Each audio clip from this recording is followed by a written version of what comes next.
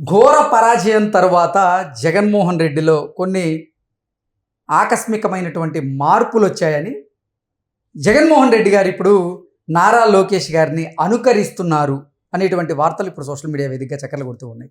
నారా లోకేష్ గారు ప్రజా దర్బార్ని ఏర్పాటు చేసి ప్రజల సమస్యలను తెలుసుకుంటూ ఆ సమస్యలకి పరిష్కారాలని చూపిస్తున్నటువంటి నేపథ్యంలోనే ఇప్పుడు నారా లోకేష్ గారిని కాపీ కొడుతూ జగన్మోహన్ రెడ్డి కూడా రానున్న రోజుల్లో ప్రజా దర్బార్ని ఏర్పాటు చేయబోతున్నారు అనేటువంటి వార్తలు ఇప్పుడు సోషల్ మీడియా వేదికగా చక్కర్లు కొడుతూ ఉన్నాయి. ఏంటి సార్, నిజంగా లోకేష్ గారిని జగన్మోహన్ రెడ్డి కాపీ కొట్టబోతున్నారా అంటే ఏం చెప్తారు? ఇప్పుడు మీరు ఇంట్రోలో చెప్పినట్టు కృష్ణ గారు, ఎవరిని ఎవరు అనుకరించినా అది పులిని చూసి నక్క వాత పెట్టుకున్నట్లే ఉంటుంది. ఎవరి నైజం వాళ్ళకు ఉంటుంది. పులి నైజం పులిదే, నక్క నైజం నక్కదే. వాతలు పెట్టుకున్నందువల్ల పులిలాగా ఇది నడవలేదు, పులిలాగా గంభీరంగా నక్క ఉండలేదు, పులిలాగా ధైర్యంగా అది సంచరించలేదు. నక్క ఎప్పుడు కూడా పొదల చాటును నక్కుతూ నక్కుతూ వెళ్తూ ఉంటుంది నక్క. పులి ఎప్పుడు కూడా ఒక రాజస్వంతో నడిచి వెళ్తుంది. అది ఎక్కడున్నా కూడా రాజసాన్ని వెంట పెట్టుకెళ్తుంది. అది ఒక అంతర్భాగం పులిలో. అందువల్ల ఎవరిని ఎవరు అనుకరించడం కూడా సాధ్యం కాదు. ఇప్పుడు మీరు అన్నట్టు లోకేష్ గారు అంతకుముందు యువగళం అని చెప్పి తెలుగుదేశానికి ఒక ఊపు తీసుకురావటంలో కూడా చాలా ప్రముఖ పాత్ర వహించాడు. గతంలో వైఎస్ఆర్సీపీ సాధించిన మెజారిటీ తక్కువ కాదండి, 151 స్థానాలు గెలిచింది. అలాంటి పార్టీని ఢీకొని ఓడించాలంటే అది మోసపూరితంగా ఎన్నికయ్యాడా లేకపోతే ప్రజలను వంచి అయ్యాడా అది వేరే మాట. కానీ 151 స్థానాలు గెలిచిన మాట అయితే వాస్తవం. అందుకు తగ్గ స్పీడ్తో వీళ్ళు పార్టీని పికప్ చేసుకోవాలంటే ప్రజల్లోకి దూకి ప్రజల అభిమానాన్ని చూరగొనటంలో, ప్రముఖంగా పునాది వేయటంలో లోకేష్ గారు చాలా కీలక పాత్ర వహించాడు. అప్పుడు ఆయన మీద చాలా ఇది జరుగుతుంది. దీనిలో సోషల్ మీడియాలో దాన్ని ఏమంటారండి, సామాజిక మాధ్యమాల్లో ఆయన్ని చేస్తున్నారు, ట్రోల్ చేస్తున్నారు.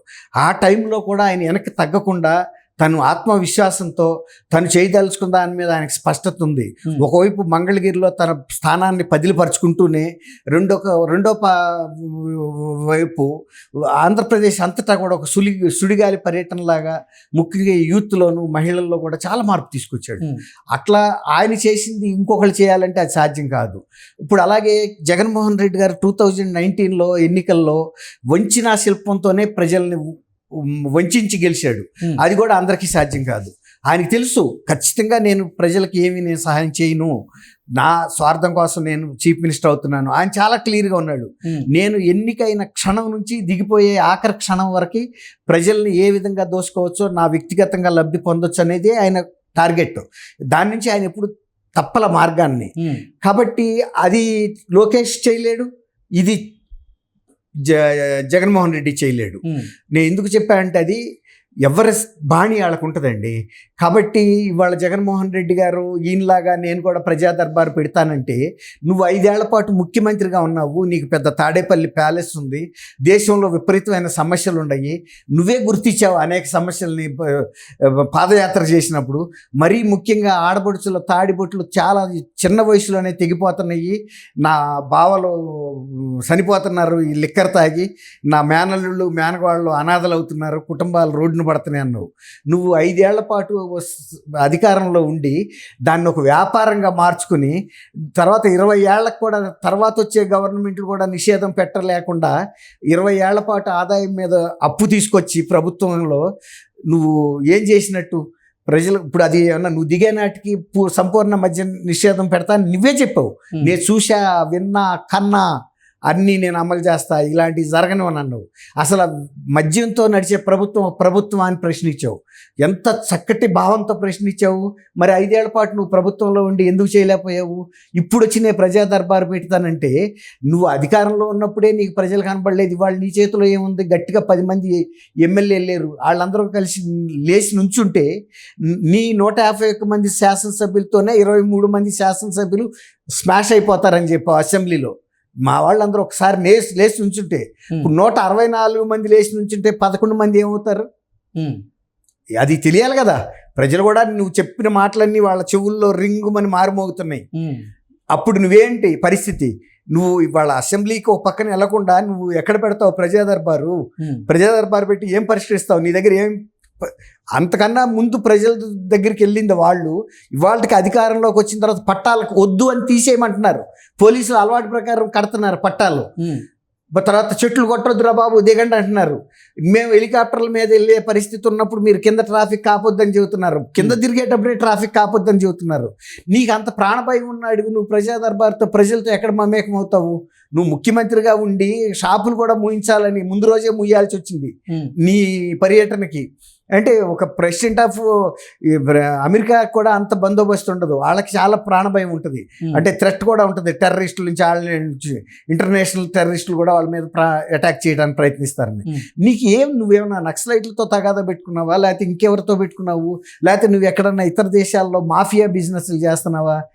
ఇక్కడతో పాటు ఇసుక మాఫియా వాళ్ళు ఎవడన్నా వచ్చి చంపుతారని భయమా, లిక్కర్ మాఫియా వాళ్ళు వచ్చి చంపుతారని భయమా? ఇంత ప్రాణభయం ఉన్నాడు నువ్వు ప్రజలతో ఇవాళ వచ్చి నేను ప్రజా దర్బార్ పెడతావు అంటే నీ బలహీనత నువ్వే బయట పెట్టుకున్నట్టుంటుంది. ముఖ్యమంత్రిగా పీకలేనాడివి ప్రతిపక్ష నాయకుడిగా నువ్వేం పీకుతావు అని అడగరా జనం. కాబట్టి మనమే అవతలాడికి చరణా కోలిచ్చి దెబ్బలు కొట్టించుకున్నట్టు అవుద్ది. ఇప్పుడు అందాక చెప్పాను చూసారా, పులిని చూసి నక్క వాత పెట్టుకుంటే సూట్ అవ్వదు.